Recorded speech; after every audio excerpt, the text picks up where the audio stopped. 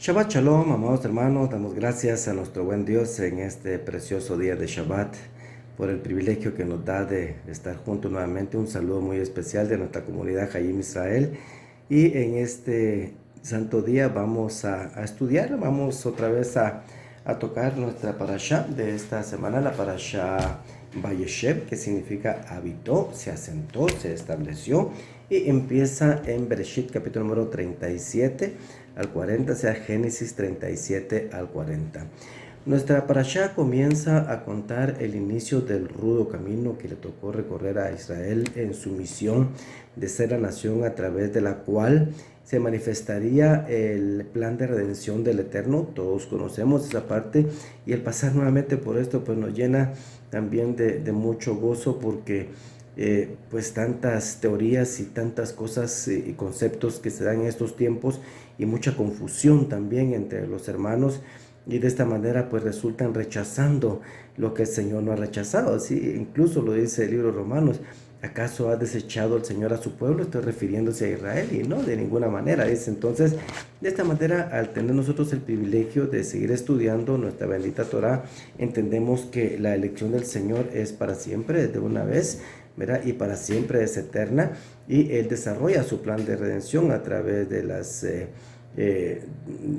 las escrituras que nos ha dado, en la cual se escogió a Israel para ese plan maravilloso. Así que el Señor, que conoce el futuro y sus diferentes escenarios, como que hemos visto, prepara a sus siervos para el cumplimiento de sus propósitos. Nada fácil para los grandes siervos del Señor, eso lo hemos visto a lo largo de las escrituras, pero en raras ocasiones se les ve quejándose de su condición. O sea, en realidad es poco lo que se logra leer en las escrituras acerca de las quejas de algunos profetas o de los escogidos, los patriarcas. O sea, casi no sucede una cosa como esto, a pesar de que nada es pues muy fácil, ¿verdad?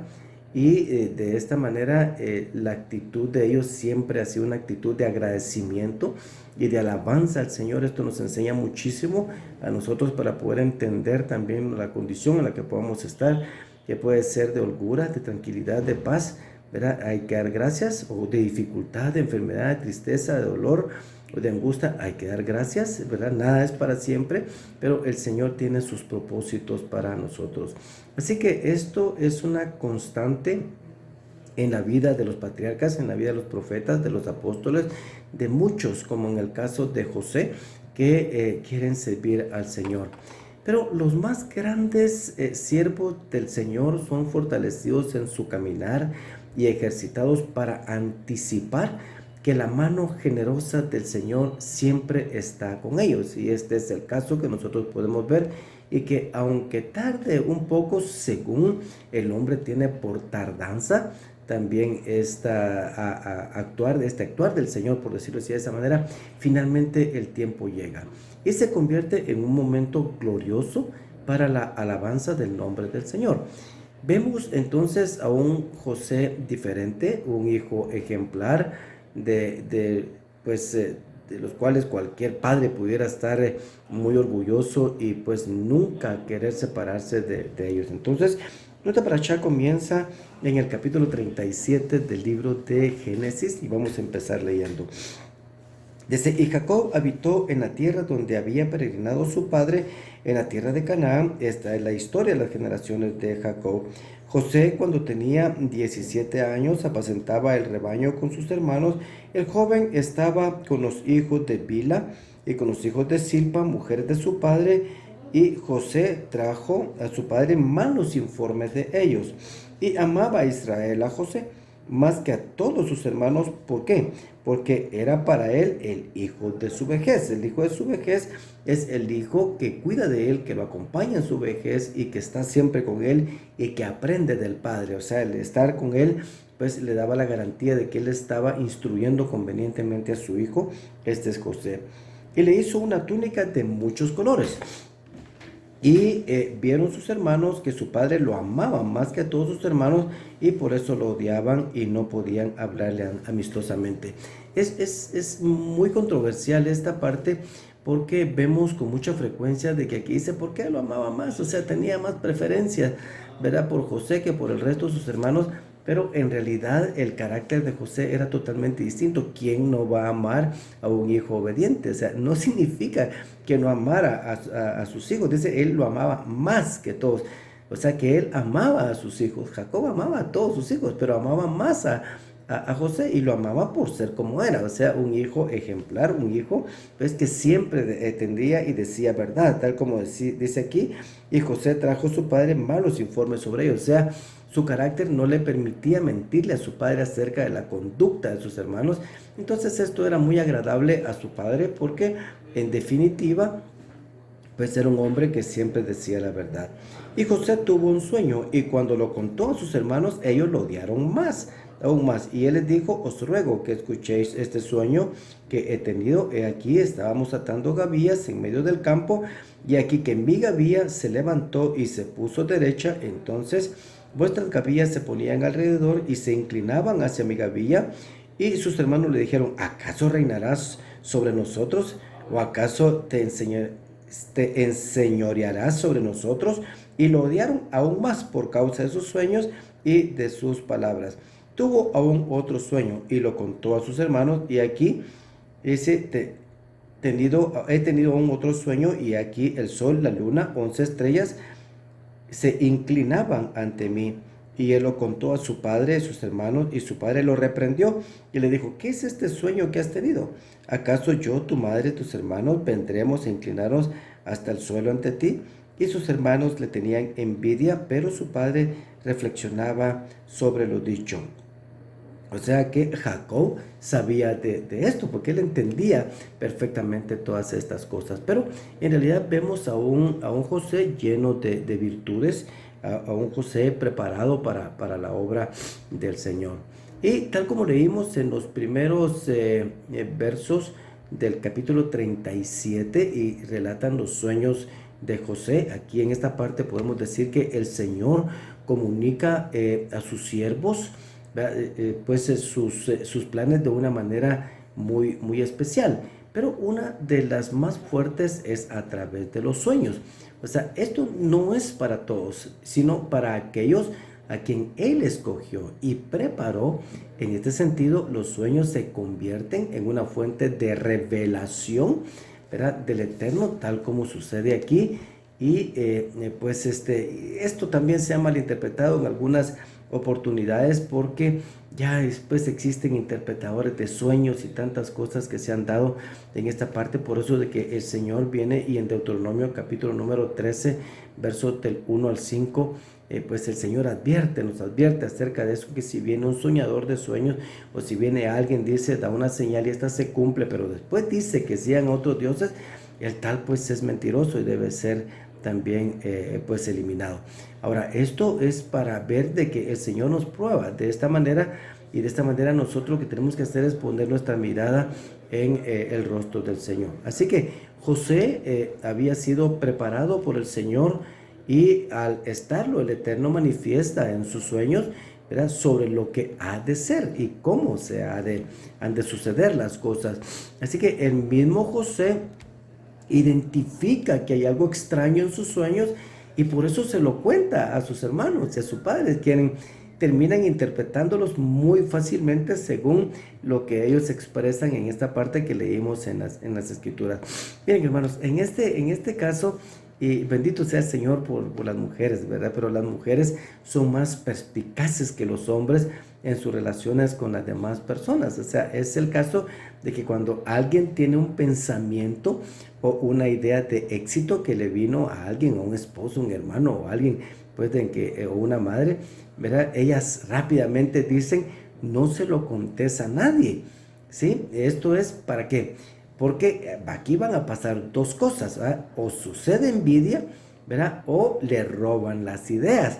Las mujeres son muy listas en este sentido, no quiero decir ninguna otra palabra, pero son muy listas, y son muy especiales y advertidas también con relación a estas cosas que los hombres no tenemos, pero por eso es de que nos complementamos perfectamente de esta manera. Así que las cosas como estas deben consultarse primeramente al Señor y a aquellos que nos van a ayudar en el desarrollo de la situación ¿verdad? Aquellos que se alegran con nosotros. O sea, ¿quiénes son los que se alegran con nosotros cuando les contamos algún sueño o alguna idea como esta? Pues es nuestra familia cercana.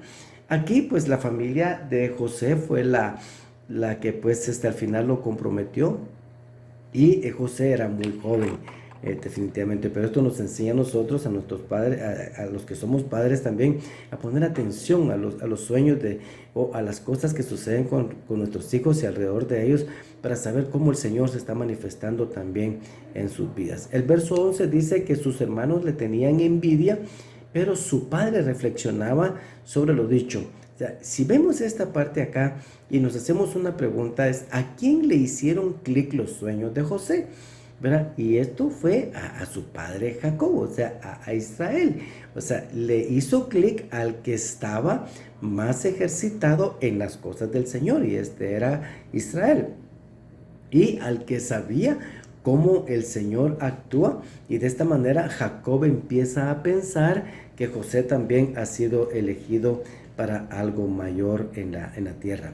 Entonces aquí vemos el orden, ¿verdad? Cómo corresponde esta parte, cómo Israel interpreta esto, porque reflexiona en su corazón con relación a esto, y él de esta manera identifica que el elegido en esta parte pues es José. ¿Qué identificamos en estos sueños? Identificamos la elección divina sobre el plan del Señor, el plan que el Señor está llevando a cabo. O sea, identificamos también quién tendrá el liderazgo de la familia a partir de este momento. Identificamos una profecía a futuro, porque la mamá de José ya no vivía para este tiempo, ¿verdad? Pero también la preparación familiar sobre algo que había de venir, que no se sabía exactamente, pero aquí están los rudimentos del anuncio, ¿verdad? De lo que ha de venir, y lo sobrenatural que solo es revelado por el Eterno. O sea, el Eterno siempre revela a sus santos aquello que Él ha de hacer. Vamos a entender esta parte, hermanos, y van a perdonar que me esté tocando tanto la nariz, pero tengo un poco de alergia. Pero con la misericordia del Señor pues seguimos adelante. Los versos entonces del 5 al 11 relatan los sueños y las reacciones de los implicados, o sea, los actores, por decirlo así, de esa manera más importante. Entonces José, para principiar, era un jovencito y no tenía la experiencia para discernir qué estaba sucediendo. Entonces sus hermanos y su padre, por su lado, en lugar de preguntarse qué sería aquello, ¿verdad? Lo reprendieron de esa manera, pero Jacob, dice, meditaba en su corazón. El sueño dice que estaban, dice, atando majanos. Atar significa confinar, limitar, manipular, y eso es manipular, atar a antojo, o sea, lo que se ata, o sea, la forma, verán que se agarran todas las cosas y se amarran y se dejan ahí, ¿verdad? Lo que significa que los sueños están relacionados con la esclavitud que iban a tener los hijos de Jacob. Ahora, es interesante también que el majano, el grupo, ¿verdad? de las gavillas, ¿verdad? De José, o sea, el manojo de José también estaba atado, lo que indica que todos estarían en la esclavitud cuando se daría este proceso. Es interesante esta parte, porque Ezequiel también en el capítulo número 4 y 7 habla algo acerca de esto con relación pues a la parte de la esclavitud. O sea, en este sentido, ¿cómo sería? ¿Verdad? Hay una señal, ¿verdad? De cómo se va dando, y a través del profeta Ezequiel el Señor va anticipando también cómo sería. Y tú dice, estoy en Ezequiel capítulo número 4, versos 4 al 7. Y tú acuéstate sobre tu lado izquierdo y pon sobre él la iniquidad de la casa de Israel, por el número de días que estés acostado sobre él, llevarás su iniquidad. Porque yo te he asignado un número de días, igual a los años de su iniquidad, 390 días. Tú cargarás pues la iniquidad de la casa de Israel cuando los hayas cumplido. Te acostarás por segunda vez, pero sobre el lado derecho, y llevarás la iniquidad de la casa de Judá. O sea que aquí está Israel y Judá, ¿verdad? O sea, el reino del norte y el reino del sur. Te la he asignado por 40 días. y un día por cada año. Entonces dirigirás tu rostro y tu brazo desnudo hacia el sitio de Jerusalén. O sea, Jerusalén iba a ser sitiada y profetizarás contra ella. O sea, este es un anuncio también de cómo ellos iban a ser llevados cautivos como consecuencia de la iniquidad que estaban cometiendo. Ahora, lo que está sucediendo acá, de lo que estamos viendo con José, y es el anuncio de lo que va a pasar para ir a la esclavitud, no es más, amados hermanos, que el cumplimiento de lo que el Señor había dicho a nuestro padre Abraham en Génesis capítulo número 15, versos 13 al 15. Y muchas cosas hay aquí, porque el Señor reveló el futuro a Abraham desde mucho antes, porque le digo que su descendencia, ¿verdad?, sería esclava en una tierra que no es suya, o sea, irían a Egipto. O sea, el Señor se lo denunció cientos de años antes a que esto sucediera, o sea, y también le dijo que él iría en paz a sus padres, y así fue como pasó. Entonces, el Dios que conoce el pasado, ¿verdad?, que vio y mira el pasado, el Dios que nos acompaña en el presente y nos da este regalo del presente, también conoce el futuro y sabe las cosas que van a suceder y de qué manera se van a dar. Pero muy duro, por muy duro que parezcan las circunstancias de la vida de José, en este caso, en realidad todo obra para el plan del Señor, pero no podía ser para nadie más que para él, en realidad, porque sus características de vida y el temor que él tenía del Señor fueron diseñadas para él en el seno del Eterno. O sea, no cualquier persona puede soportar algo así como esto que nosotros estamos viendo acá en esta parte de la parashá.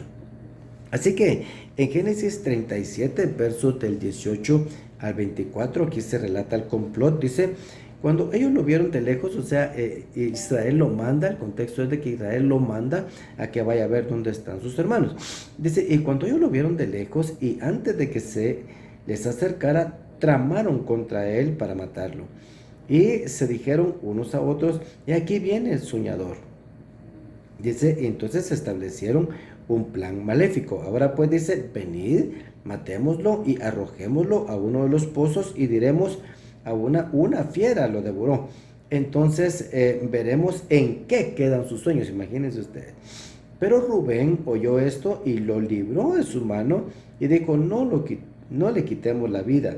Rubén les dijo: además, no derraméis sangre, echarlo en este pozo del desierto, pero no le pongáis la mano encima. Esto dijo, dice, para poder librarlo de las manos de ellos y volverlo a su padre. Es interesante que Rubén era el primogénito, y esa es la responsabilidad del primogénito: cuidar que sus hermanos no pequen o no hagan cosas de las cuales después se puedan arrepentir. Y sucedió que cuando José llegó a sus hermanos, despojaron a José de su túnica. Interesante, le tenían puesto su túnica porque eso pues demostraba de que él estaba ejerciendo o ejercería el liderazgo de la familia. O sea, una túnica que pues representaba la realeza, por decirlo así, de esa manera. La túnica de muchos colores que llevaba puesta. Y lo tomaron y lo echaron en el pozo que estaba vacío y no había agua en él. Entonces dice: se sentaron a comer, y cuando levantaron sus ojos miraron, y aquí una caravana de ismaelitas que venía de Galaad con sus camellos guardados de resina aromática, bálsamos y mirra, que iban bajando hacia Egipto. O sea, ellos eran mercaderes que manejaban esa ruta. Es interesante esta parte que quiero leer. Y Judá, recordemos que Judá es el cuarto hijo también de Jacob con Lea, y Judá fue el que pues quedó en el liderazgo después de Rubén en esta parte. Pero ¿qué dijo Judá? Dice a sus hermanos: ¿qué ganaremos con matar a nuestro hermano y ocultar su sangre? Venid, vendámoslo a los ismaelitas, y no, dice, pongamos las manos sobre él, pues es nuestro hermano, carne nuestra. Y sus hermanos le hicieron caso. Pasaron entonces unos mercaderes madianitas, y ellos sacaron a José, subiéndolo del pozo, y vendieron a José a los ismaelitas por 20 piezas de plata, y estos se llevaron a José a Egipto. Esto que acabamos de leer, amados hermanos, que no solo muestra el complot de los hermanos contra José en verdad se mira que lo odiaban y deseaban deshacerse de él, sino que también es algo que nos lleva a comprender muchas cosas que vamos a ir viendo poco a poco, en las cuales el Señor va a ir manifestando sus mensajes para nuestra vida. Entonces, esto no es más que el evento para el cumplimiento del propósito del Señor, lo cual se entiende y es muy dramático, doloroso incluso, pero cumplirá sus propósitos al final. Y no se vio sino hasta después de muchos años el propósito del Señor. Esto nos enseña, amados hermanos, que las cosas dramáticas que nos pasan hoy cumplirán su propósito mañana, o sea, en nuestras vidas. Y quizás lo veamos o no lo veamos nosotros, ¿verdad? Pero será o dará como resultado también lo que el Señor ha querido hacer. De esta manera, alguien más verá esa parte, ¿verdad? Y contará para dar testimonio de las maravillas del Señor. De esta manera, Abraham no vio muchas cosas que le fueron anunciadas, pero sus hijos, sus nietos vieron esto, y de esta manera ahora se cuenta pues de que el Señor había dicho a Abraham nuestro padre.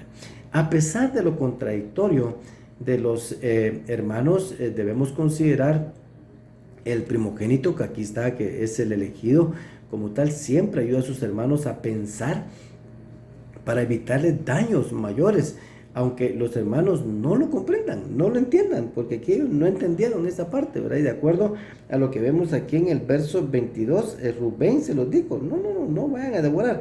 Él lo que quería, pues, era meterlo en la cisterna para después irlo a sacar. Y en el verso 30 se nos dice otra vez, y volvió a sus hermanos y les dijo, el muchacho no está ahí, y yo a dónde iré. O sea, él es el primogénito, estaba preocupado, porque cuando lo fueron a buscar, de acuerdo a lo que vimos acá, que los madianitas lo sacaron y lo vendieron a los ismaelitas. Entonces él sí se preocupó muchísimo por esto que había pasado. Pareciera ser entonces que el enemigo quiere estropear los planes del Señor, de acuerdo a lo que nosotros estamos viendo, pero definitivamente no puede, ¿verdad? De acuerdo a lo que nosotros estamos viendo aquí, ¿por qué? Porque los planes del Señor son perfectos, pero vamos a ver una cita aquí en el capítulo número 37 del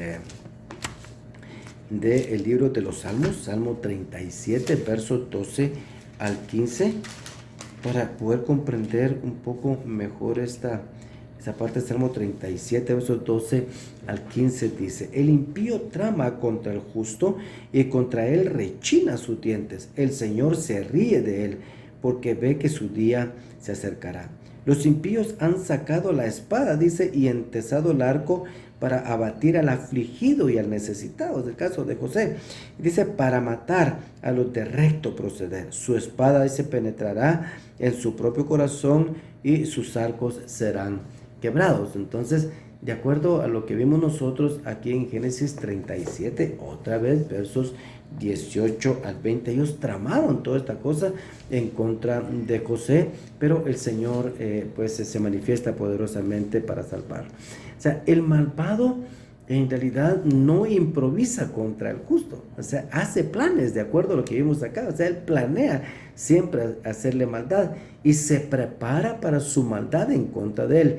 Pero de todos esos males, dice, de todos esos planes lo librará el Señor. Así que un plan perfecto según los malvados hermanos de José en este tiempo, pero Dios lo usa aún para bien de ellos mismos al final. Aún así, el Señor no dejó que lo vendieran, porque de acuerdo a lo que dice acá, Judá da la idea de que se le venda a los ismaelitas, pero resulta que cuando van a buscar a José, los madianitas ya lo habían sacado. Imagínense ustedes todo esto, ¿verdad? Y fueron los madianitas los que se lo vendieron a los ismaelitas, y ellos finalmente lo vendieron en Egipto. O sea que en medio de esto, pues el Señor también lo libra de ello, pero en realidad lo vendieron en su corazón, planearon hacerlo, y esa es la intención que contó y cuenta aquí en esta parte de la escritura.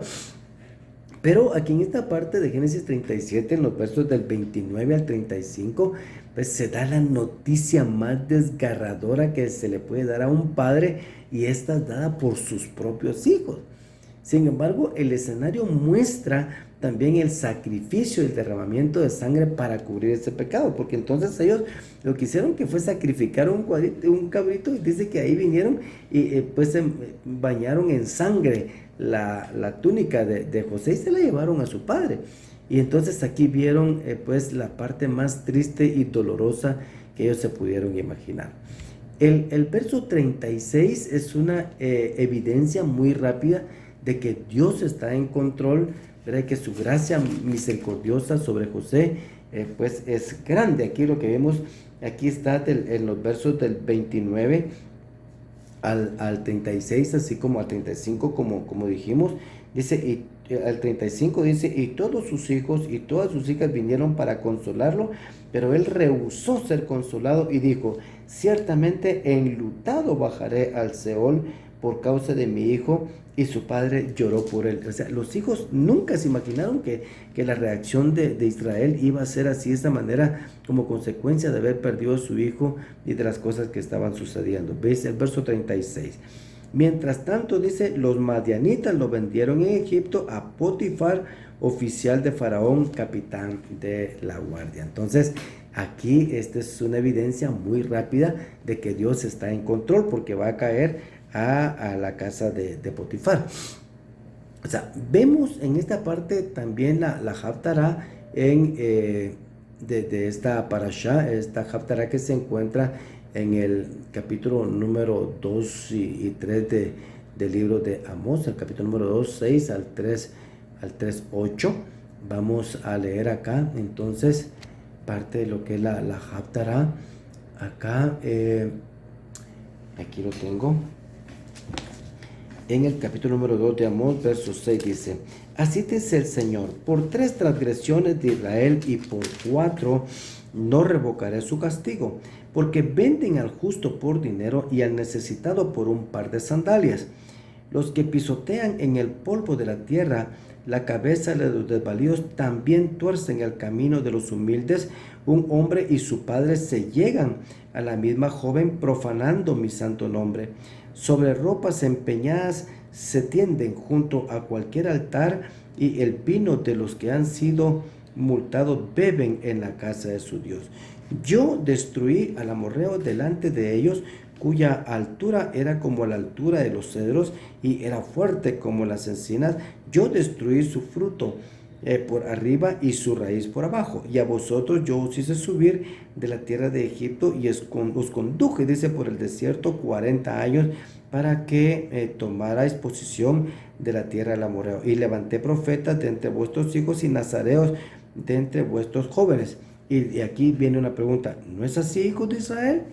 O sea, todo lo que el Señor hizo para guardar a Israel, levantando profetas, levantando nazareos, tratando de santificar al pueblo, pero ellos no hicieron caso.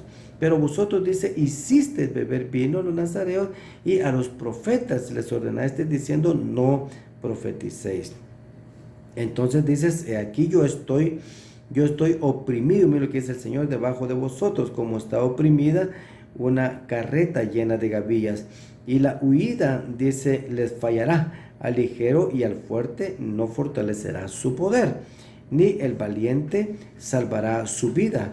Y el que empuña el arco no resistirá. El ligero de pies no escapará, ni el que monta a caballo salvará su vida. Aún el más intrépido entre los valientes huirá desnudo. Aquel día declara el Señor. O sea, era todo lo que iba a pasar como consecuencia de la maldad de Israel.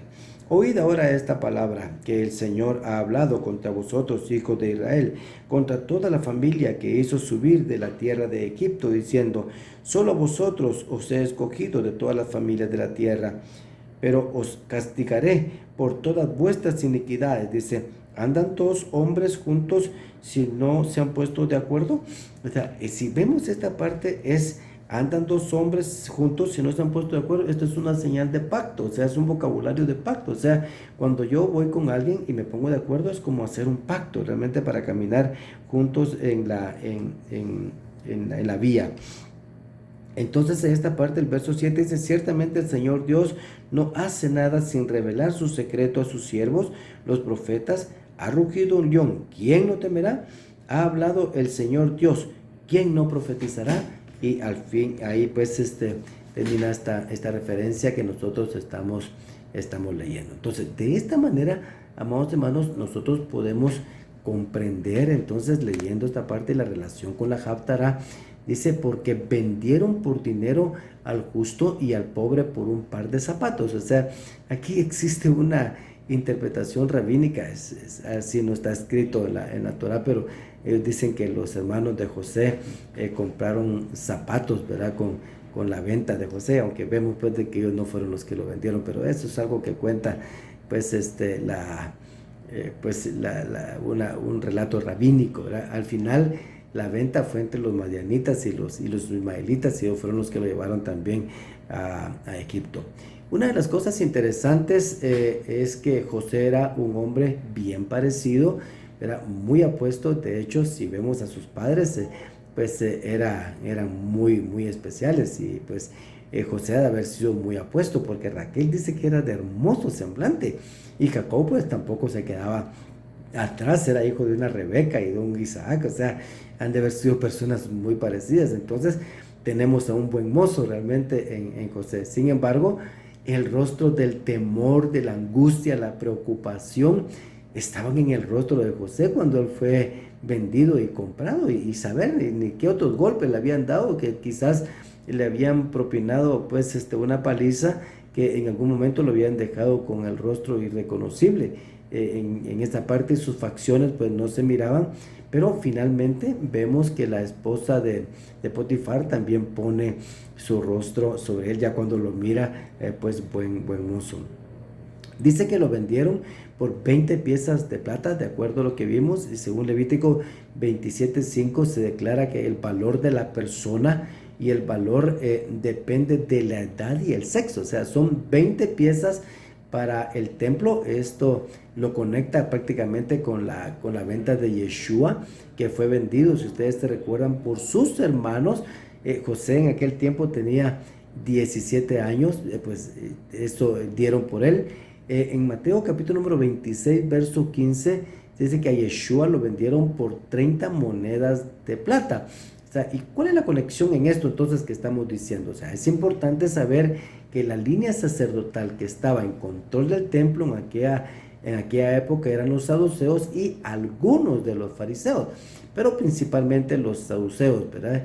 Y estos se oponían a la tradición oral. O sea, muchos estudiosos en realidad relacionan este pasaje de las piezas de plata con lo que dice también Zacarías capítulo número 11, Zacarías 11, versos 12 y 13, que dice: y les dije, si os parece bien, dadme mi paga, y si no, dejadla. Y pesaron, dice, como mi salario, 30 piezas de plata. Miren ustedes. Entonces el Señor me dijo, arrójalo al alfarero, ese magnífico precio con que me valoraron. Tomé pues las 30 piezas de plata y las arrojé al alfarero en la casa del Señor. O sea, ¿qué es esta parte que estamos viendo, amados hermanos? Dice que las arrojó a la casa del Señor. O sea, esta parte podemos ver una interpretación, es la diferencia de edad, como dijimos, en el salario. Y este salario es el salario de un pastor, las 30 piezas de plata, el salario de un pastor. Pero no pensemos en un pastorcillo, un pastorcito débil, sino en un pastor de verdad. O sea, un pastor que pelea y saca de la boca de las fieras a sus ovejas. O sea, esto es una persona muy fuerte, tal como la figura que se pone de David, porque dice que David peleaba con los leones y sacaba de las mismas fauces de las bestias a las ovejas. O sea, peleaba por sus ovejas. O sea, era una persona fuerte, capaz de cuidar a su rebaño. Es decir, era un guerrero. Al ser echado al templo, era el precio de un justo. O sea, si ustedes se recuerdan, cuando mataron a Yeshua y pagaron el precio, ¿verdad? Esas no fueron echadas ahí, sino que fueron llevadas a otro lado, con la que se compró un campo, ¿verdad? Para dar sepultura a los extranjeros. Esto es porque era un precio de sangre. Ellos mismos dijeron esa parte, ¿verdad? Pero esta es una colección muy interesante que podemos ver acá. El capítulo número 38, entonces, el libro de Génesis, de Bereshit, nos habla de la historia de Judá y nos dice qué fue lo que sucedió en aquel tiempo. O sea, esto hace ver que Judá salió del seno familiar debido al trágico suceso de la venta de José. Pero Judá se casa con una cananea, de la cual llega a tener 3 hijos, como podemos ver en la parashá. 2 mueren como consecuencia de su maldad delante del Señor. Dice que el Señor les quitó la vida. O sea, este es un evento muy difícil en la vida de Judá, porque tampoco quiso dar también a su 3er hijo, a Tamar, por miedo a que el mismo hijo pequeño muriera, ¿verdad? Y nada quedara de su casa. Así que la esposa de Judá muere también, y Tamar hace un plan para estar junto con Judá, de quien finalmente concibe gemelos. Lo interesante en esta parte es de que esta es una relación ilícita, tal como nosotros hemos visto, y en la Torá se nos dice también, y los hijos, pues de esta manera son declarados bastardos. Pero también es interesante que estos hijos de Judá con Tamar figuran dentro de la línea del Mesías, dentro de la genealogía del Mesías. Sin embargo, existe una prohibición, como decía, en la Torá, que dice que ningún bastardo entrará en la asamblea, ¿verdad? Esto es en Deuteronomio capítulo número 23, verso 2. ¿Qué tenemos aquí en esta parte? Miren, aquí cuando vamos a Mateo capítulo número 1 y se nos habla acerca de la genealogía, ¿verdad? De Yeshua HaMashiach, así se nos dice. Libro dice de la genealogía de Yeshua HaMashiach, hijo de David, hijo de Abraham. Abraham engendró a Isaac, Isaac a Jacob, Jacob a Judá y a sus hermanos. Judá, dice, engendró de Tamar, mire, aquí aparece en la línea genealógica del Mesías. Engendró de Tamar a Fares y a Sara. Fares engendró a Esrom, Esrom a Amram, Amram engendró a Aminadab, Aminadab a Nasom, Nasom a Salmón, Salmón engendró a Rahab, a Boz, Boz engendró a Ruth, Boz engendró de Ruth, dice, a Obed, y Obed engendró a Isaí, Isaí engendró al rey David. Dice, David engendró a Salomón, de la que había sido mujer de Urías. Y entonces ahí va la genealogía. Ahora, lo interesante aquí en esta parte, hermanos, que desde Fares hasta David hay 10 generaciones. Lo que implica entonces que aquí se limpió la generación para poder optar a la realeza. O sea, se cumple también lo que dice la escritura, miren, de una forma perfecta, de acuerdo a lo que dice Deuteronomio 23:2. O sea, que aquí se limpia esa generación, esa genealogía, entonces ya se puede optar a la realeza. Lo que implica aquí en esta parte de que de la escritura dice también, dice que brotará un retoño, dice ahí. O sea, lo que parecía haberse quedado muerto, lo que no podía haber dado fruto, dice, miren, ¿qué pasa? Brotará, dice, un retoño de Isaí. Este es el resurgimiento, y después de esto, del reavivamiento, y entonces el Mashiach es de la descendencia de David. Por eso se le reconoce como tal, el hijo de David.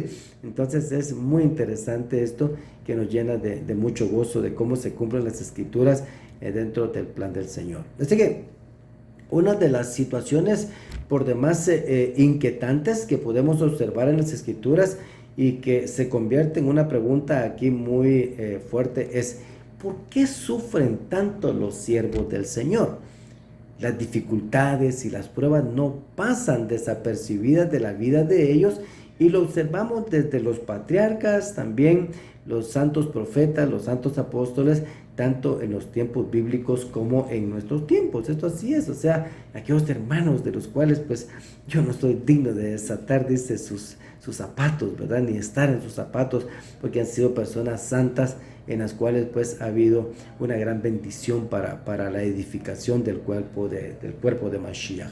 Quizá pensemos de más en esto, amados hermanos, pero centrémonos en Jacob y en José, 2 siervos que buscaron una comunión cercana con el Eterno, Pero la desaparición de José y arrancarlo del seno familiar, como ya vimos, causó un dolor tan grande en su padre Jacob. No digamos realmente la angustia y el dolor que le causó esto también a José. O sea, un hombre fiel al Señor, visto desde cualquier ángulo. Pero también una de las frases que siempre la acompaña en medio de sus circunstancias es: el Señor estaba con él. Y el mismo Potifar se da cuenta de que el Señor estaba con él. Qué implica esto, amados hermanos? Quizás él mismo le había hablado a Potifar acerca del Señor, ¿verdad? Porque dice que el Señor, o sea, él vio que todo lo que pues él hacía, se prosperaba porque el Señor estaba con él. O sea, esto quiere decir que José también había impactado de alguna manera la vida de Potifar. Sin embargo, José se convirtió en un excelente, digo excelente, y perdón tal vez por la frase, pero sí es ejemplo de sufrimiento injusto. O sea, es un excelente ejemplo. No quiere decir que sea, o mejor dicho, es un fuerte ejemplo, ¿verdad? De sufrimiento injusto. Vendido por sus hermanos, calumniado por la mujer de Potifar, encarcelado injustamente y luego abandonado por aquellos que había ayudado. O sea, esto pues sucedió de acuerdo a lo que estábamos viendo, que también él interpreta los sueños del panadero y del copero del rey. Pero de esto habla también Esteban, y como siempre he dicho, capítulo número 7 de Hechos es increíble, pues es muy emotivo. Pero Esteban habla acá, y en su último discurso antes de ser sacrificado, pues ayudado por el Espíritu Santo, él hace todo un recuento en este capítulo de la historia de Israel, y él lo considera así de esta manera hasta llegar al sufrimiento de Mashiach. Mire lo que dice. Hechos capítulo número 7, verso 9 dice: y los patriarcas tuvieron envidia de José y lo vendieron para Egipto, pero Dios estaba con él. Es una frase tan linda, tan hermosa. Que el Señor esté con ustedes, amados hermanos, esté con todos nosotros y con su remanente, con su pueblo santo. Y después se empieza a hablar de Moisés. Miren el verso número 27. Estoy en el capítulo número 7 de Hechos, pero dice: pero el que estaba hiriendo a su prójimo lo empujó diciendo: ¿quién te ha puesto por gobernante y juez sobre nosotros? O sea, vemos aquí un rechazo para José, y ahora vemos un rechazo para Moisés, de acuerdo a lo que está diciendo acá Esteban. Y dice el verso 35, dice: Moisés, a quien ellos rechazaron diciendo: ¿quién te ha puesto por gobernante y juez? Es el mismo que Dios envió para ser gobernante y libertador, con la ayuda del ángel que se le apareció, dice en la zarza. Los versos los versos 51 y 52 dice: vosotros, dice, que sois duros de cerviz e incircuncisos de corazón y de oídos, resistís siempre el Espíritu Santo, como hicieron vuestros padres. Así también, dice, hacéis vosotros. ¿A cuál de los profetas no persiguieron vuestros padres? Ellos mataron a los que antes habían anunciado la venida del justo, del cual ahora vosotros os hicisteis traidores, dice, y asesinos, porque él les está diciendo aquí en esta parte que ellos habían matado a Yeshua. Vosotros que recibiste la Torá por disposición de ángeles, y sin embargo no la guardáis. Entonces ahí este es el discurso de Esteban. Entonces vemos aquí que en su juicio ante el Sanedrín, Esteban da tanto a José como a Moisés una categoría de redentores, ¿verdad?, que fueron designados por el Eterno, que también fueron rechazados por su pueblo, tal como sucedió con Mashiach. Entonces él quería llegar también a cómo sucediera, o cómo estaba sucediendo también con nuestro bendito Yeshua HaMashiach.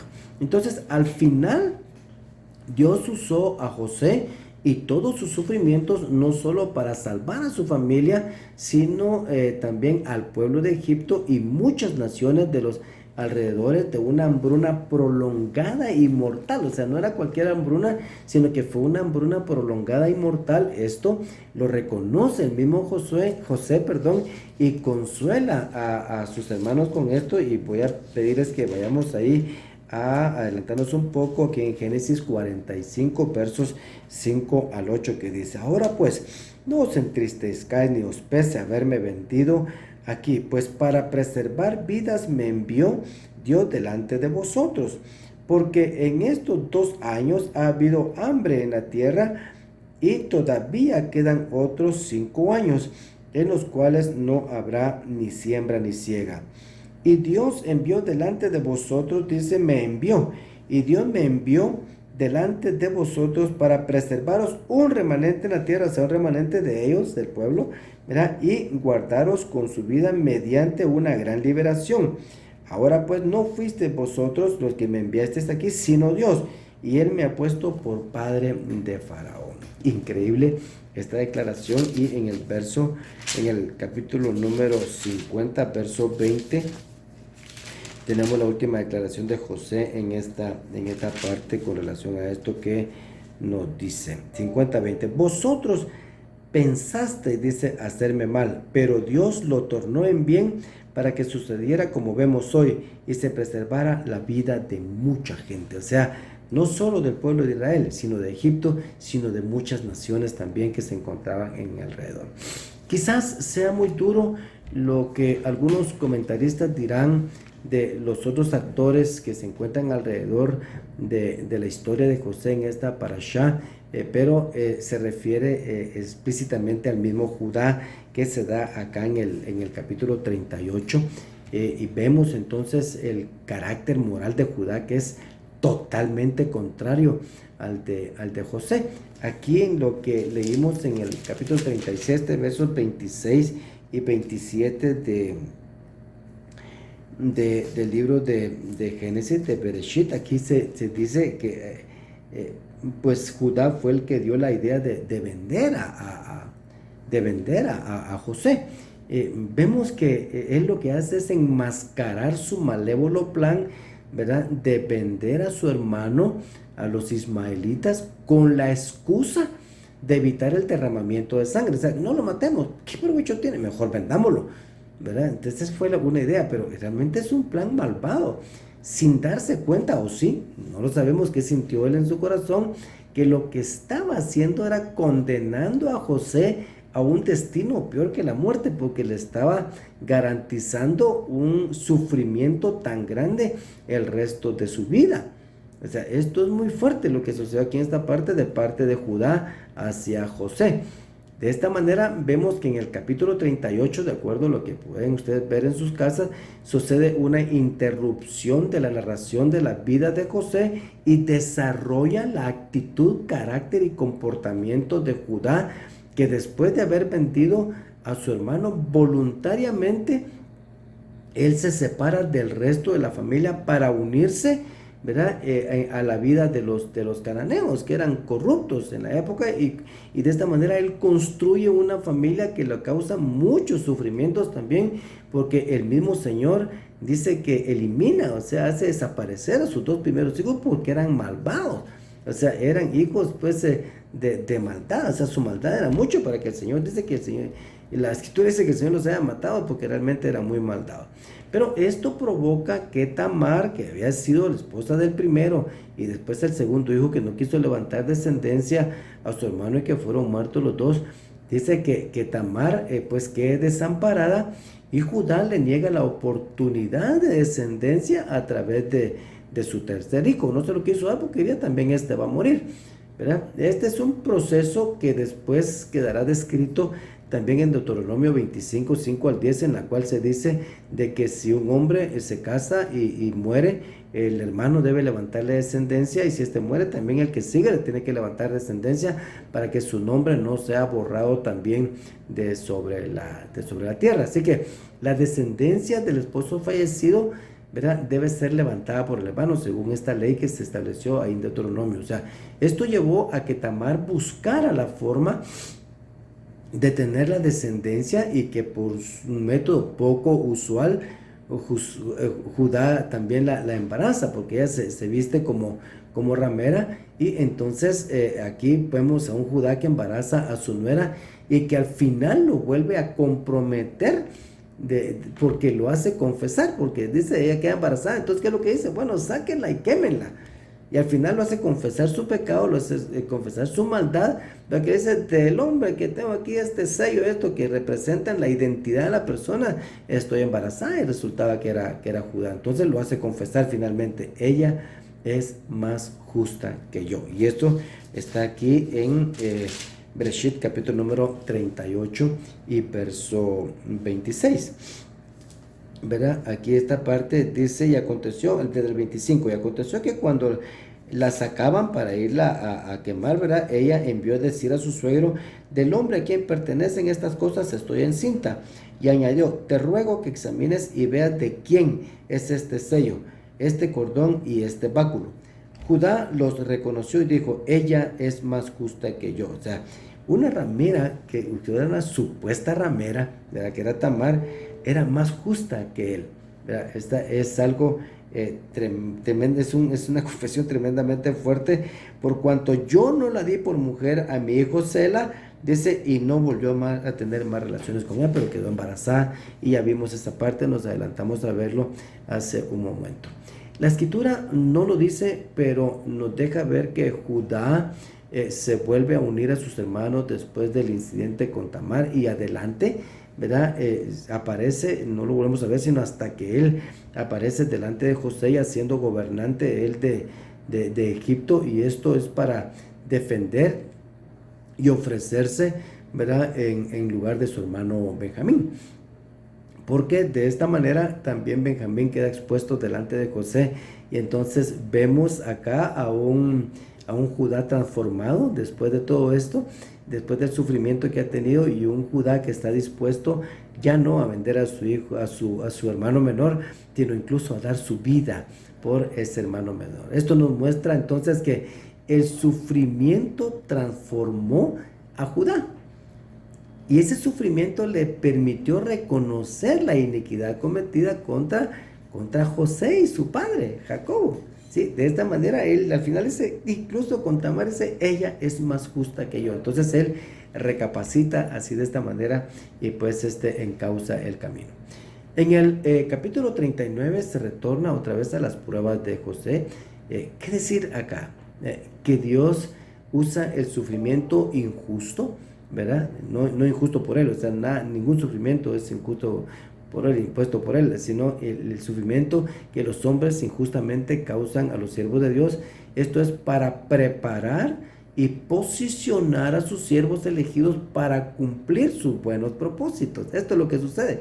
Esta es la respuesta a la pregunta que hicimos: ¿por qué suceden tantas cosas a los hijos de Dios?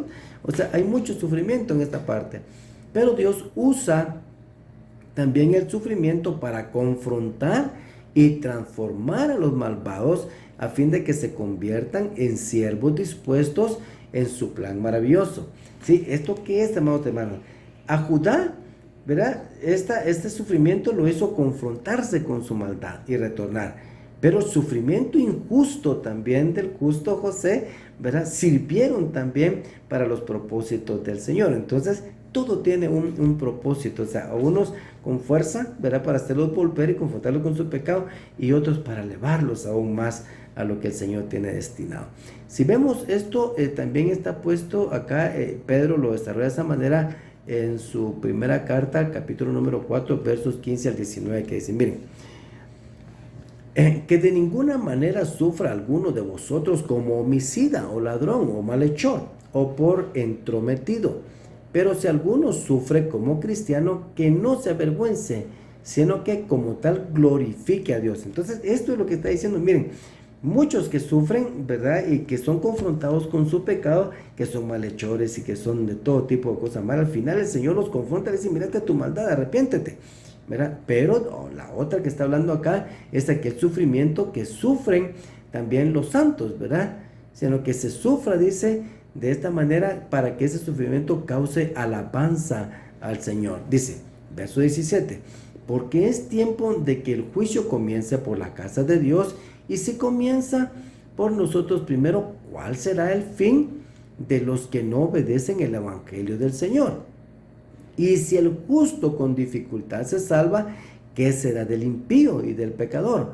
Por consiguiente, los que sufren conforme a la voluntad de Dios, encomienden sus almas, dice, encomienden sus almas al fiel Creador haciendo el bien. Esto es lo que nos dice la primera carta del apóstol Pedro. El Santo de Israel, amados hermanos, tiene planes para nosotros, de acuerdo a lo que vemos. En los sufrimientos, en la angustia, quizás en esta parte, lo cual nos hace tambalear aquí en la tierra los vivientes, pero el Señor está con nosotros, bendito sea su nombre porque es bendito. Pero entonces el Señor tiene planes para nosotros. ¿De qué tipo de planes? Planes de bien y no de mal.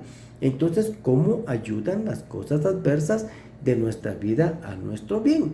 Entonces vemos acá en Jeremías, también capítulo número 29, versos 8 al 14, que dice: porque así ha dicho el Señor de los ejércitos, Dios de Israel, no os engañéis, no os engañen vuestros profetas que están entre vosotros, ni vuestros adivinos, ni vuestros adivinos, ni atendáis a los sueños que soñáis, porque falsamente os profetizan ellos en nombre, en mi nombre, no los envié, ha dicho el Señor, porque así ha dicho el Señor, cuando en Babilonia se cumplan los 70 años, yo os visitaré y despertaré sobre ellos, dice, sobre vosotros mi buena palabra para hacerlos volver a este lugar. O sea, que ellos pensaron que ya iban a regresar, que no se preocuparan, que iba a tardar un poquito. No. Entonces, aquí dice son 70 años, así que establezcanse, hagan vida, síganse multiplicando, pues aquí vamos a seguir durante estos 70 años. Ahora él dice el verso número 11, y esto es en medio de la aflicción, estaban ya en el exilio. Y en el exilio él dice, en el sufrimiento, porque yo sé los pensamientos que tengo acerca de vosotros, dice el Señor, pensamientos de paz y no de mal, para darlos el fin que esperáis, ¿verdad? Esto es para cumplir el propósito del Señor. Entonces dice, me invocaréis y vendréis y oraréis a mí y yo os oiré. Y me buscaréis y me hallaréis, porque me buscaréis de todo vuestro corazón. Aquel que busca al Señor de todo vuestro corazón encuentra al Señor. Y seré hallado por vosotros, dice el Señor, y haré volver vuestra cautividad, y os reuniré de todas las naciones y de todos los lugares a donde os arrojé, dice el Señor, y os haré volver al lugar a donde os hice llevar. O sea, esto fue conforme al propósito del Señor. Les voy a pedir también que ustedes lean para fortalecer este concepto que les acabo de leer en el libro de Romanos, capítulo número 8, versos 28 al 39, que va a fortalecer también nuestra fe. O sea, hemos visto a lo largo de las escrituras, amados hermanos, cómo es la vida de los impíos y cómo en su mayoría ha sido la vida de muchos justos. Entonces, aquí vemos, el impío florece, el impío hace, el impío se fortalece, ¿verdad? Pero dice que la vida de los justos es de sufrimiento y va también esta parte. Entonces, ¿en qué? El salmista tenía ese pensamiento también. Dice, yo miraba cómo florecen, cómo van hasta la sepultura, se van tranquilos, se van en paz. En cambio, aquí dice, y yo no entendía, dice, todo ese sufrimiento dice, o sea, tiene un fin, es hasta que entré en tus atrios. O sea, estoy parafraseando, hasta que entré delante de ti y me di cuenta. O sea, en el momento que llegamos al Señor, en el momento que derramamos nuestro corazón y nosotros venimos y preguntamos al Señor, ahí empezamos nosotros entonces a comprender. Ahora bien, el mismo Pedro nos dice también que las pruebas son necesarias, ¿verdad? Las pruebas sí son necesarias para el creyente y de esta manera nosotros podemos verlo también y entender. O sea, las pruebas, el sufrimiento no es algo pues que deba ser ajeno a la vida del creyente, porque no nos gusta sufrir, y estoy de acuerdo con eso, a nadie le gusta. Una cosa es que nos guste y la otra es que sea necesario para nosotros. Miren lo que dice Pedro en su primera carta, el capítulo número 1, versos 1 al 8. Pedro, apóstol de Yeshua Mashiach, a los expatriados, ¿dónde están? En el exilio. Dice, a los expatriados de la dispersión en el Ponto, Galacia, Capadocia, Asia, Bitinia, elegidos según el previo conocimiento de Dios Padre para la obra santificadora del Espíritu, para obedecer a Yeshua HaMashiach y ser rociados con su sangre. Que la gracia y la paz os sean multiplicadas. Esa es la introducción de la carta. Oigan, bendito sea el Dios y Padre de nuestro Señor Yeshua HaMashiach, quien según su gran misericordia nos ha hecho nacer de un nuevo a una esperanza viva mediante la resurrección de Yeshua HaMashiach de entre los muertos, para obtener una herencia incorruptible, inmaculada y que no se marchitará, reservada en los cielos para vosotros que sois protegidos por el poder de Dios mediante la fe, para la salvación que está preparada para ser revelada en el último tiempo. O sea que ahí está, para cuando es. En lo cual os regocijáis grandemente, aunque ahora por un poco de tiempo, sí es necesario. Es que esto siempre me llamó la atención. Sí es necesario. O sea que en verdad es necesario en nuestra vida que pasen estas cosas. Y si es necesario, seáis afligidos con diversas pruebas. ¿Esto es para qué? También tiene un propósito.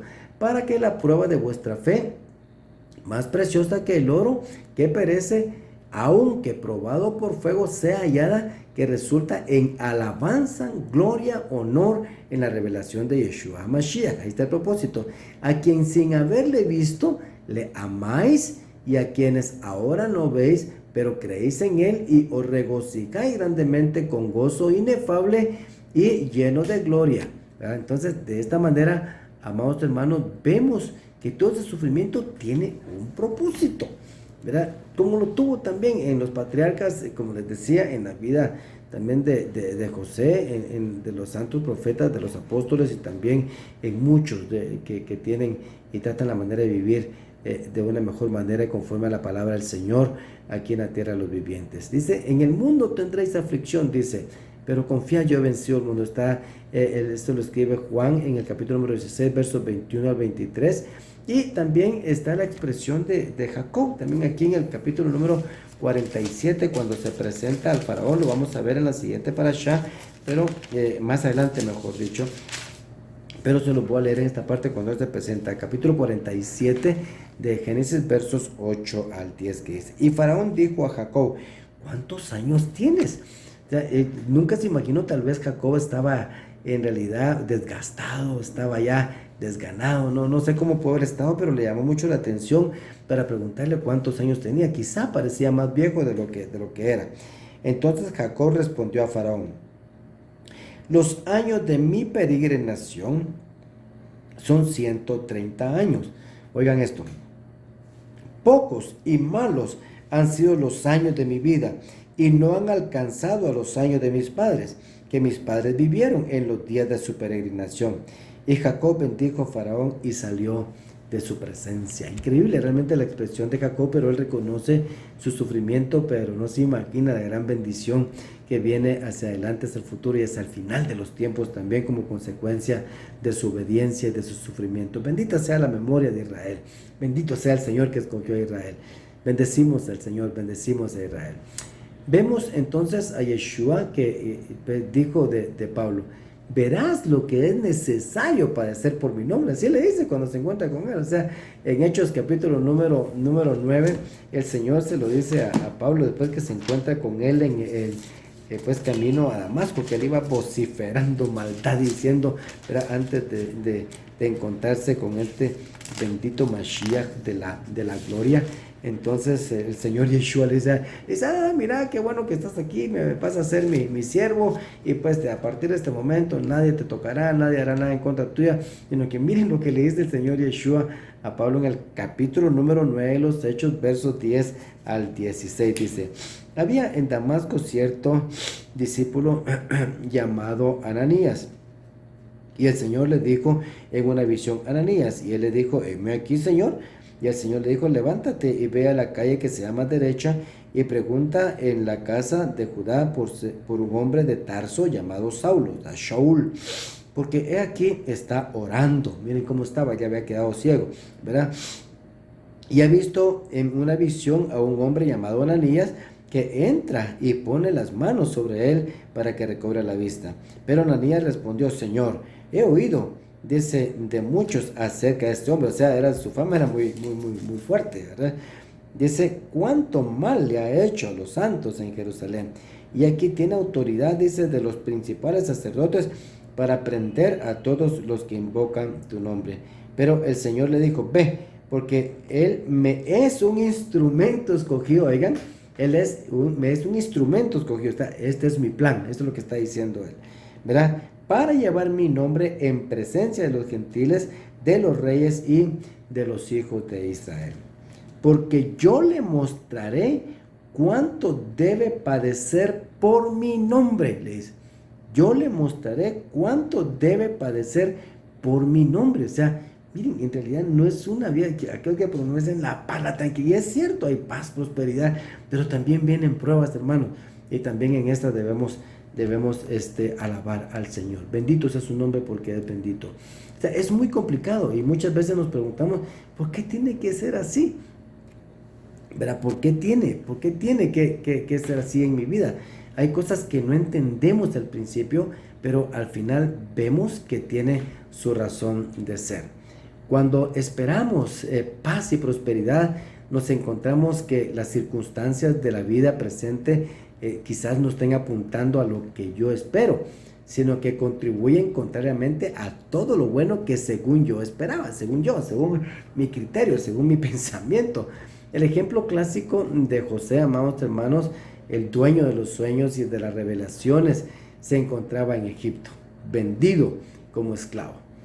Qué complicada se ve la vida de José ahora. Sin embargo, y a pesar de todo lo malo que le sucedió, hay algo que siempre hace la diferencia.